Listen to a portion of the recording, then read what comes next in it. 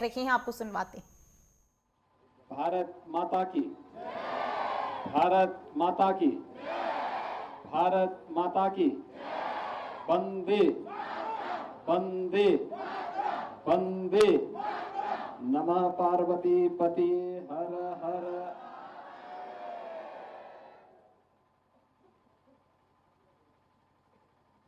यमकेश्वर महादेव की इस पावन धरा पर इंटर कॉलेज यमकेश्वर के इस नवनिर्मित भवन के लोकार्पण कार्यक्रम में उत्तराखंड के लोकप्रिय मुख्यमंत्री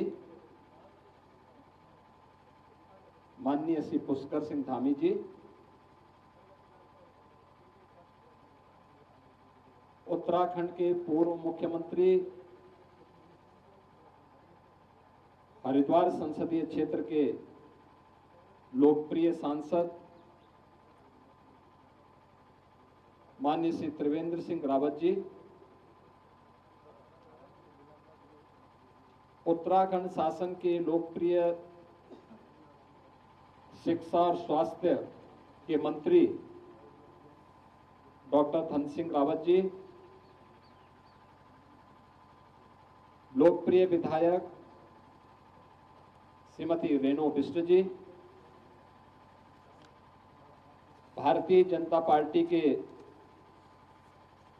जिला के अध्यक्ष श्री राजगौरव नोटियाल जी, आज के इस समारोह में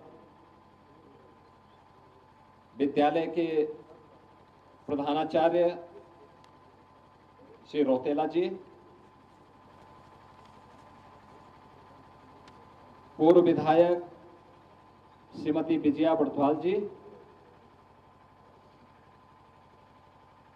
विद्यालय प्रबंध समिति के हमारे सभी पदाधिकारीगण, सभी शिक्षकगण, इस क्षेत्र के सभी अभिभावकगण, जनप्रतिनिधिगण और प्यारे बच्चों, मैं सबसे पहले यमकेश्वर महादेव की इस पावन धरा को नमन करता हूं और आप सबको इंटरमीडिएट कॉलेज यमकेश्वर को इस नवनिर्मित भवन के लोकार्पण के अवसर पर हृदय से बधाई देता हूं। एक भव्य भवन आज आप सबको यहां पर प्राप्त हुआ है और मैं मानता हूं कि अगले 1 महीने में आपको यहां पे अच्छे फर्नीचर भी इसमें मिल जाएंगे, जिससे अन्य जो भी यहाँ की आवश्यकताएं होंगी उन सभी आवश्यकताओं की पूर्ति भी यहाँ पर मिलकर के इस ग्रामीण देवभूमि पर अत्याधुनिक सुविधाओं से युक्त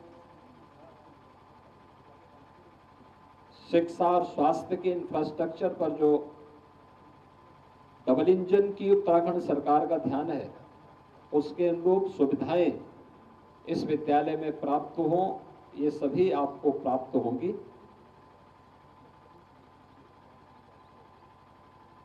मुझे प्रसन्नता है कि उत्तराखंड अपनी स्थापना की रजत जयंती वर्ष को संपन्न करने के साथ ही अब विकास की एक नई ऊंचाइयों को प्राप्त कर रहा है और उन ऊंचाइयों को प्राप्त करते हुए महत्वपूर्ण विकास केवल एक तरफा नहीं है, अपनी सभ्यता और संस्कृति को बचाए रखते हुए, अपने उच्च आध्यात्मिक मूल्यों और सांस्कृतिक मूल्यों का संरक्षण करते हुए जीवन के प्रत्येक क्षेत्र में विकास के नित्य नए आयाम आज यहां पर स्थापित हो रहे हैं। हम सबको इस बारे में ध्यान रखना होगा कि भौतिक विकास ये जीवन का अंतिम लक्ष्य नहीं होता है, और उसका एक पक्ष है, तात्कालिक आवश्यकताओं की पूर्ति का वो माध्यम होता है। लेकिन विकास वही सार्थक होता है जो अपनी सभ्यता, अपनी संस्कृति के मूल्यों का संरक्षण करते हुए, उसका सम्मान करते हुए हमें नित्य नए सोपान की ओर आगे बढ़ने के लिए प्रेरित कर सके। उस नित्य नए सोपान को अग्रसर करने के लिए हमारे शिक्षा के केंद्रों को अपने आप को तैयार करना होगा। यानी हमारे विद्यालय केवल पुस्तकीय ज्ञान तक सीमित न रहे। याद करना, हर सनातन धर्मावलंबी अपने साथ अपना गोत्र लेकर के चलता है। वह गोत्र उसके खानदान के किसी पूर्वज का नहीं होता, वो किसी ऋषि का होता है। कोई अपने को भारद्वाज गोत्र का बोलता है, कोई गर्ग गोत्र का बोलता है, कोई किसी अन्य गोत्र के साथ वह अपने परंपरा को जोड़ता है। यानी जब हम गोत्र की बात करते हैं, प्रवर की बात करते हैं, तो ये बातें हम तब करते हैं जब हमारी अपनी ऋषि परंपरा के प्रति अपनी कृतज्ञता ज्ञापित करते हुए हम उसका स्मरण करते हैं। हम अपनी ऋषि परंपरा के प्रति जो कृतज्ञता ज्ञापित कर रहे हैं, इसके पीछे का भाव क्या है? उसके पीछे का भाव यही, क्योंकि यह हमारी शिक्षा के, हमारे संस्कारों के केंद्र थे, जिसे प्राचीन काल में गुरुकुल भी कहते थे। ये गुरुकुल केवल अध्ययन का एक मात्र साधन नहीं था,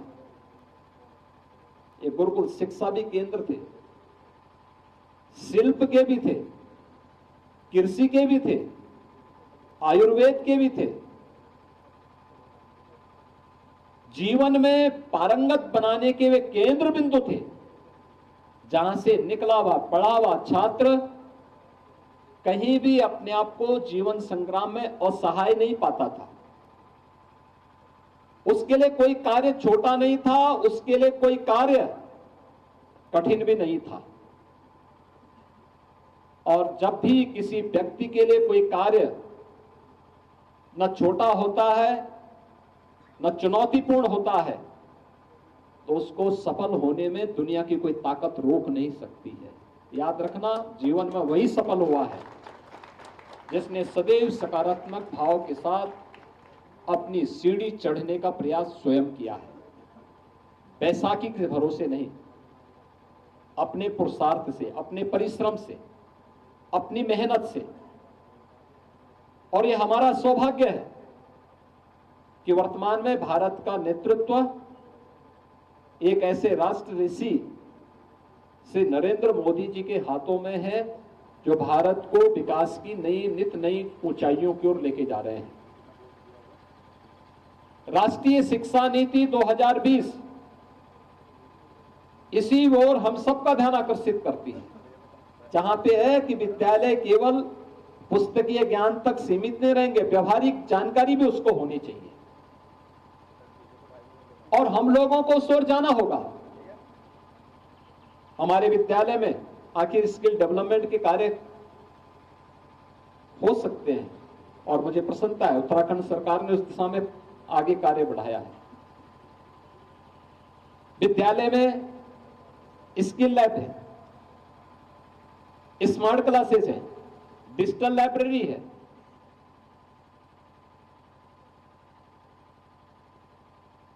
आज के समय की जो इमर्जिंग टेक्नोलॉजी है, उससे जुड़ी हुई चीजों को भी और आसान बनाने की तैयारी, और उसका केंद्र बिंदु हमारे शिक्षण संस्थान बन रहे हैं। याद करिए ना, किसी महापुरुष ने 1965 में यमकेश्वर में, तब साधन नहीं थे, सड़कें नहीं थी, बिजली नहीं थी। यहां पे बिजली आई है 1986-87 में।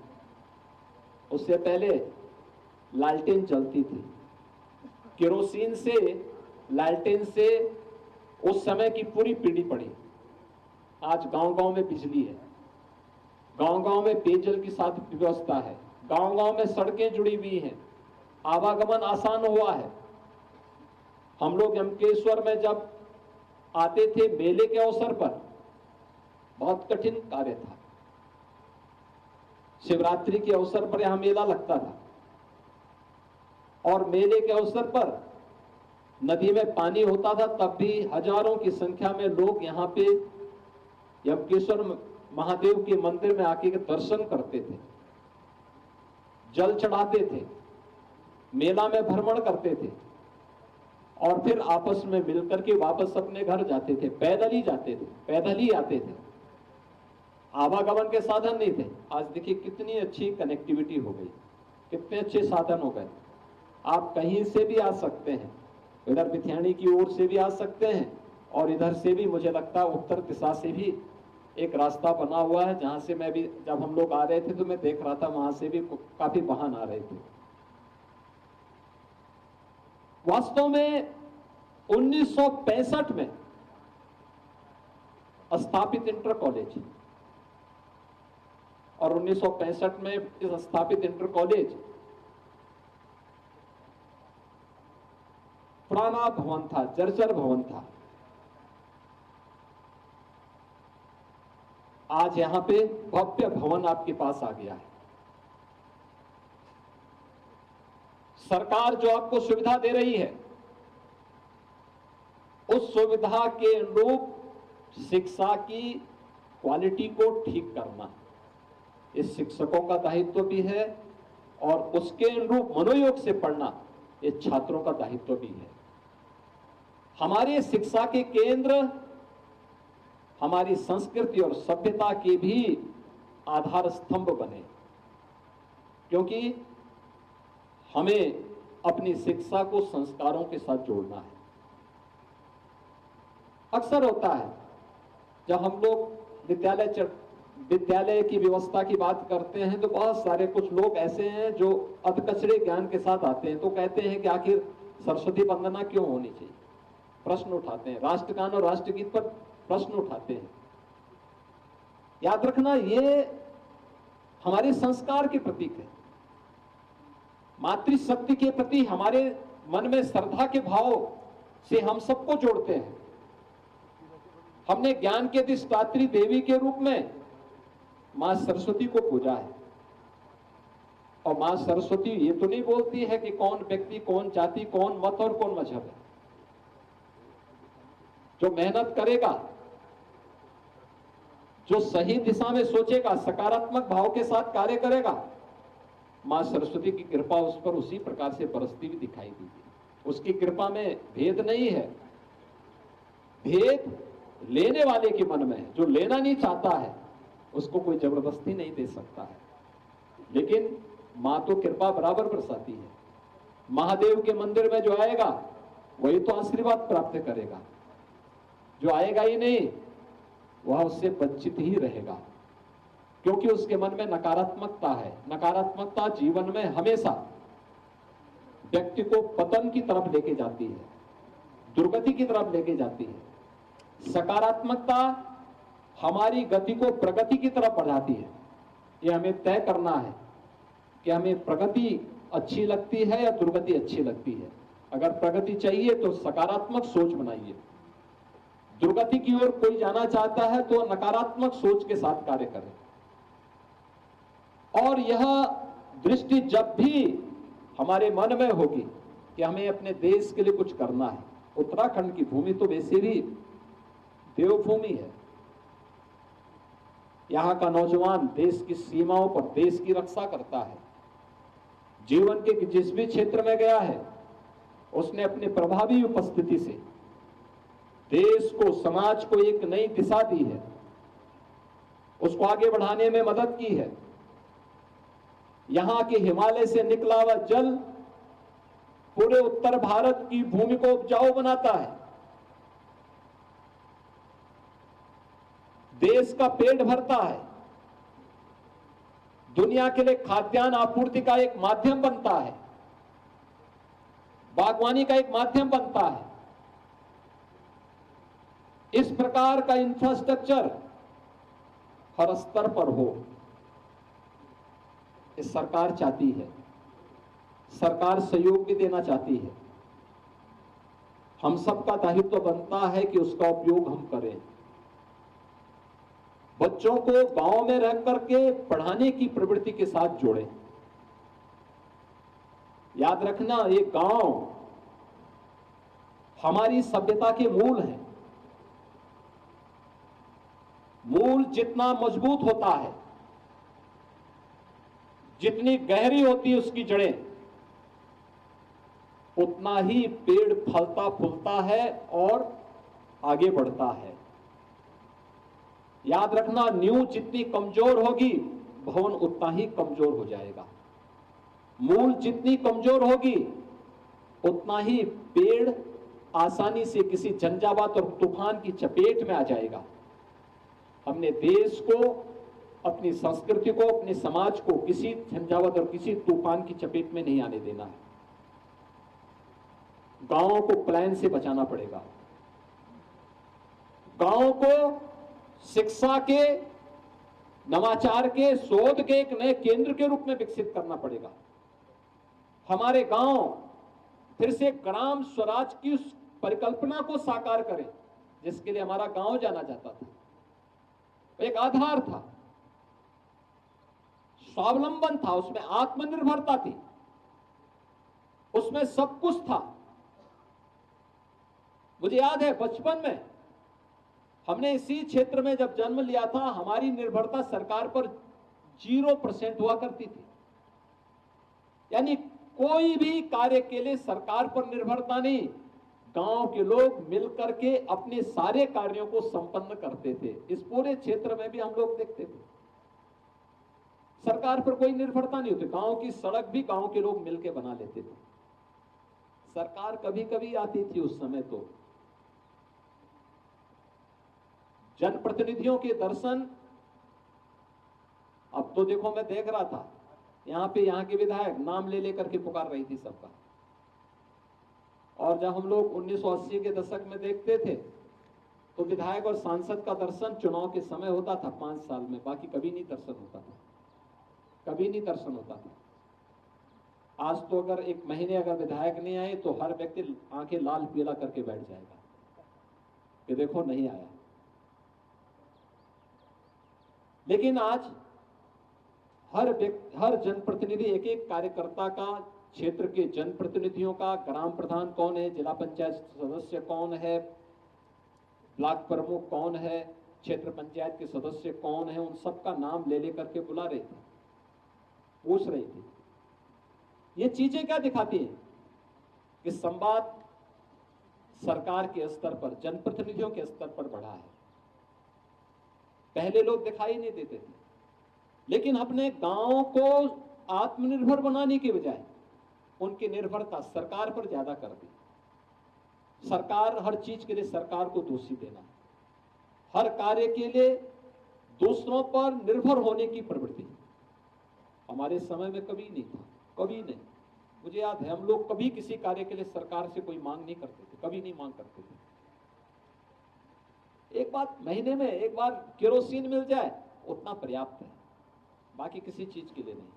बिजली थी नहीं, लेकिन तब भी जीवन था और खुशहाल भरा था। गांव में मिलकर के लोग रहते थे, सौहार्दपूर्ण वातावरण था। आज जब उस वातावरण की हम कभी उसके बारे में सोचते हैं तो हमें लगता है वो समय वास्तव में स्वर्णिम था, वह स्वर्गयुग था।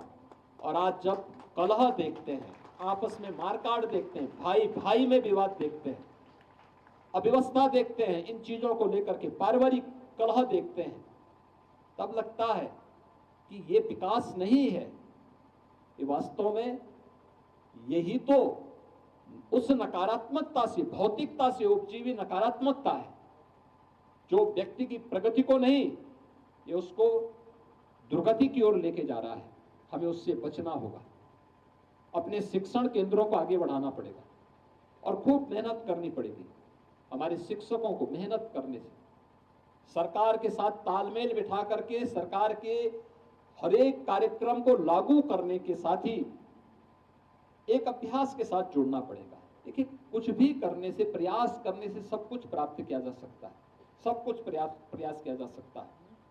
और उत्तराखंड के बाद बहुत अवसर है अच्छा करने की, अच्छी दिशा में आगे बढ़ा है। ये दिशा और तीव्रता के साथ आगे बढ़ेगी तो आने वाले समय में ढेर सारे अवसर आप सबको प्राप्त होंगे। मुझे बहुत अच्छा लगा आज यहाँ पर विद्यालय के प्रधानाचार्य जी ने, यहाँ के शिक्षा मंत्री जी ने, इन सब की इच्छा थी कि यहाँ पर आकर के इस विद्यालय का लोकार्पण के कार्यक्रम में मुझे भी शामिल होने का अवसर प्राप्त हुआ। और मुझे इंटर कॉलेज में, वास्तव में मैं बहुत पहले आया था यहाँ पे एक बार, और मैं आया था यहाँ पे मेला ही था, मेले के कार्यक्रम में मैं आया था। तो यहाँ पे कोई उस समय एक सांस्कृतिक कार्यक्रम था। सांस्कृतिक कार्यक्रम में कुछ गढ़वाली और कुमाऊनी गायक आए हुए थे, बहुत अच्छा गाना गा रहे थे। यहाँ पर इसी प्रांगण में उनका कार्यक्रम था। बहुत पहले की बात है, मुझे लगता है कि आज से लगभग 45 वर्ष पहले। हम लोग छोटे छोटे थे उस समय, उस कार्यक्रम में देखने के लिए आए थे। और भवन काफी जर्जर था, खपड़े का भवन था, टीन से छत बनी हुई थी। मुझे 2 वर्ष पहले प्रिंसिपल साहब जब मिल गए थे, मैंने उनसे पूछा, मैंने कहा क्या स्थिति है, भवन की क्या स्थिति है। उन्होंने कहा बाकी ठीक है। फिर मैंने आदमी भेजा, मैंने कहा भी जाके देखो, यहाँ पे कुछ कार्य होना चाहिए। और मैं धन्यवाद दूंगा आदित्य बिरला ग्रुप को, जब मैंने उनको कहा कि भाई आप लोग जाकर के वहाँ एक भवन बनवा दीजिए, बच्चों की अच्छी पढ़ाई के एक माध्यम बन सके, उत्तराखंड सरकार के साथ मिलकर के हम इस कार्य को आगे बढ़ा पाएंगे तो उन बच्चों का कल्याण हो पाएगा, अच्छा इंफ्रास्ट्रक्चर मिल जाएगा उनको। और एक समय सीमा के अंदर विद्यालय परिवार ने उस कार्य को आज पूरा किया है। आज इसका लोकार्पण भी हो गया है और इसमें और अच्छी शिक्षा मिले। यह संकल्प हमारा तभी पूरा होगा जब हम लोग अब प्रतिस्पर्धा के साथ बच्चों को जोड़ें। देखिए, आज शिक्षा भी आसान हो गई है आपके लिए, यहाँ पर अच्छी दिशा में। अभी यहाँ के शिक्षा मंत्री जी ने भी और मुख्यमंत्री जी ने भी घोषणा की है कि साइंस के लिए या अन्य विषयों के लिए सरकार के प्रांतीयकरण की मांग जो है, उसके लिए प्रबंध समिति अगर उनको दे देगी तो वे यहाँ पे उसकी मान्यता को बहाल कर देंगे, उस मान्यता को इसके साथ जोड़ देंगे। हमारा प्रयास होना चाहिए। कल मेरे पास राजस्थान के एक सज्जन आए थे लखनऊ में। उन्होंने मुझे एक बात बताई वहां पे। उन्होंने कहा कि देखिए, मैंने गरीब बच्चों को लिया, उन बच्चों को नीट की तैयारी करे, यानी मेडिकल के एंट्रेंस एग्जाम की तैयारी करवाता था। और इस समय मुझे बता रहे थे कि 138 बच्चे उनके ऐसे हैं जो देश के अंदर अलग अलग मेडिकल कॉलेजेस में अध्ययन कर रहे हैं। उन बच्चों से ही उनको तैयारी करवा करके उन्होंने, और वे अलग अलग उसमें देश भर के गवर्नमेंट मेडिकल कॉलेजेस में पढ़ाई कर रहे हैं। हम भी तो IIT JEE के लिए, नीट के लिए, किसी अन्य प्रतियोगी परीक्षाओं के लिए उन बच्चों को तैयार कर सकते हैं। यानी जो निर्धारित समय है, उस निर्धारित समय के बाद भी विद्यालय भवन का उपयोग हो, उसमें हम कुछ विशेष कक्षाएं चलाएं। हमने जैसे उत्तर प्रदेश में एक चलाया है अभ्युदय कोचिंग का। मुझे याद है जैसे कोरोना में उस समय लॉकडाउन प्रारंभ हुआ तो हमारे सामने 2 चुनौती आई थी। एक चुनौती थी कि बड़े पैमाने पर उत्तर प्रदेश के जो कामगार और श्रमिक अन्य राज्यों में कार्य कर रहे थे, वे उत्तर प्रदेश की तरफ आना शुरू हुए। और दूसरा, उत्तर प्रदेश के जो बच्चे IIT JEE और नीट की तैयारी करने के लिए कोटा में और अन्य जगहों पर गए हुए थे, उनके अभिभावक और उन बच्चों में सब में उतावलापन कि अब कैसे होगा। मेरे सामने चैलेंज था कि आखिर इन बच्चों को कैसे लाएं। तो मैंने उस समय राजस्थान की जो सरकार थी, अशोक गहलोत जी वहां मुख्यमंत्री थे, उस सरकार से संपर्क किया तो उन्होंने कहा कि हम कोई सहयोग नहीं कर पाएंगे। तो मैंने कहा भी आप सहयोग मत करना, लेकिन हमारे यहां से बसें जाएंगी उनको रोकना मत। और मैंने उत्तर प्रदेश से 500 बसें भेजी। प्रत्येक बस में मैंने कुछ पुलिसकर्मी भी बिठाए और प्रयास किया कि उन बच्चों को जब हम कोटा से लेके आएंगे तो उनको 2-3 जगह भोजन जलपान आदि की व्यवस्था हो सके। मैं उनको लेके आया, तब तक त्रिवेंद्र जी का भी फोन मेरे पास आ गया कि उत्तराखंड के भी बच्चे हैं। मैंने कहा आप चिंता मत करिए, मैं लेके आता हूं वहां से। फिर मैंने उत्तर प्रदेश से बस भेजी वहां से और मैंने त्रिवेंद्र जी से पूछा, मैंने कहा बताओ कहां इन बच्चों को भेजना है। इन्होंने कहा देहरादून और हल्द्वानी तक पहुंचवा दीजिए। और मैंने वहीं से कोटा से उठा करके जो बच्चे यहाँ के थे वहीं से उनको ला करके और देहरादून और हल्द्वानी तक उनको पहुंचाने का काम उस समय किया था। यानी आया एकदम मैंने तय किया कि हमें जो बच्चे हमारे वहां पढ़ाई कर रहे हैं, वहां कोचिंग कर रहे हैं, उन बच्चों के लिए अगर हम कोचिंग की व्यवस्था यहां पर कर ले तो बहुत सारे बच्चे यहीं पे तैयारी कर पाएंगे। और मुझे उस समय हमने अभ्युदय कोचिंग के नाम पर प्रारंभ किया। दोनों वर्जन उसके थे, फिजिकली भी और वर्चुअल भी। कोई भी छात्र अगर वर्चुअल उसके साथ जुड़ना चाहेगा किसी भी उसके साथ, तो उसके लिए उसको हम लोगों ने लिंक दे रखा था कि आप इससे जुड़िए, आप किस प्रतियोगी परीक्षा की तैयारी करना चाहते हैं, आप इसमें अभ्युदय कोचिंग के साथ जुड़ सकते हैं। अगर आप फिजिकली क्लास अटेंड करना चाहते हैं तो एक कंपटीशन के माध्यम से आपको उसमें पास करना पड़ेगा, उसके बाद आपको हम उसके साथ जोड़ेंगे। और इसकी क्लासेस कौन चलाते हैं? वहाँ पे क्लासेस चलाते हैं, अगर कोई आईएएस की तैयारी कर रहा है तो जो हमारे जितने भी नए ज्वाइंट मजिस्ट्रेट आते हैं आईएएस के रूप में, उनकी पहली पोस्टिंग होती है तो मैं उनको कहता हूँ 1 घंटा इन बच्चों की तैयारी करने में आप लगाइए। 1 घंटे का समय वो देता है, उन बच्चों की कोचिंग करवाता है। कोई नया लड़का आईपीएस के बाद फील्ड में उतरता है तो उसको मैं 1 घंटा उसमें भी लगवाता हूँ। कोई नया डॉक्टर आता है जिसने नीट पास किया है और वह जैसे आता है मैं उसको बोलता हूँ 1 घंटा आप भी दीजिए।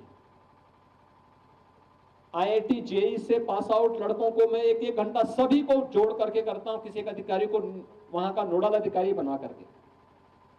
और बहुत अच्छा कार्य अभ्युदय के माध्यम से वर्तमान में चल रहा है और उसके परिणाम बहुत अच्छे आ रहे हैं। मुझे लगता है कि विश्वविद्यालय यहाँ पर ये विद्यालय चाहे तो यहाँ पर इन लोगों यहाँ पर भी ये लोग यहाँ पे सरकार की भी मदद ले सकते हैं और यहाँ के शिक्षक भी अपने स्तर पर उन बच्चों को तैयार कर सकते हैं, अच्छे ढंग से उनको तैयार कर सकते हैं, कंपटीशन के योग्य बना सकते हैं। बहुत अच्छी दिशा में प्रयास आगे बढ़ सकता है। हमें एक असही दिशा में आगे बढ़ना पड़ेगा। दूसरा, केवल अपने पाठ्यक्रम के को ले जाने से अच्छा लकीर का फकीर बनने के साथ ही बनने की बजाय कुछ नयापन करने की तैयारी। यमकेश्वर महादेव का इतना अच्छा मंदिर है, यहाँ पे पर्यटन की क्या संभावनाएं हो सकती है, इस दिशा में विद्यालय को जोड़ना चाहिए। बागवानी के क्या अवसर हो सकते हैं, यहाँ पे सब्जी की अच्छी खेती हो सकती है, कैसे हम कर सकते हैं। अन्य कृषि के क्षेत्र में, बागवानी के क्षेत्र में, औद्यानिक फसलों के क्षेत्र में हम कैसे लोगों को तैयार कर सकते हैं। ऑर्गेनिक, यहां तो जो कुछ भी मिलेगा वो ऑर्गेनिक मिलेगा, इतना शुद्ध दुनिया के अंदर कहीं नहीं मिलेगा। अभी जब मैं आ रहे, हम लोग ऊपर विद्यालय की तरफ आ रहे थे, यहाँ के माननीय मुख्यमंत्री जी कह रहे थे कितना शुद्ध जल है, यानी जितना शुद्ध जल बह रहा था नहर में, यहाँ छोटी सी कूल जा रही थी उसमें, उतना शुद्ध जल पैसे में भी नीचे नहीं मिलेगा कहीं। क्या प्राकृतिक जल है, कितना शुद्ध है, और उस शुद्धता की कीमत हमें समझनी पड़ेगी। उस दिशा में कुछ एक नए प्रयास को आगे बढ़ाने की आवश्यकता है। कुछ भी नया करेंगे वह लोगों के लिए एक प्रेरणा होगी, और उस प्रेरणा का केंद्र बिंदु हमारे शिक्षण संस्थानों को बनना पड़ेगा। हम उस दिशा में आगे बढ़ पाएंगे, इस विश्वास के साथ मैं एक बार फिर से इस विद्यालय के संस्थापक श्री सोहन सिंह चौहान जी को विनम्र श्रद्धांजलि देता हूं। इंटरमीडिएट कॉलेज यमकेश्वर को इस भव्य भवन के लिए हृदय से बधाई देता हूं। इन सभी बच्चों के प्रति अपनी मंगलमय शुभकामनाएं व्यक्त करता हूं और विश्वास करता हूं कि आप लोग अच्छा करेंगे। यहां से कुछ भी बच्चे देश और समाज के लिए अपने आप को समर्पित भाव के साथ आगे कर पाएंगे तो उससे बहुत लाभ होगा। आप सबके प्रति मेरी मंगलमय शुभकामनाएं हैं। धन्यवाद। जय हिंद।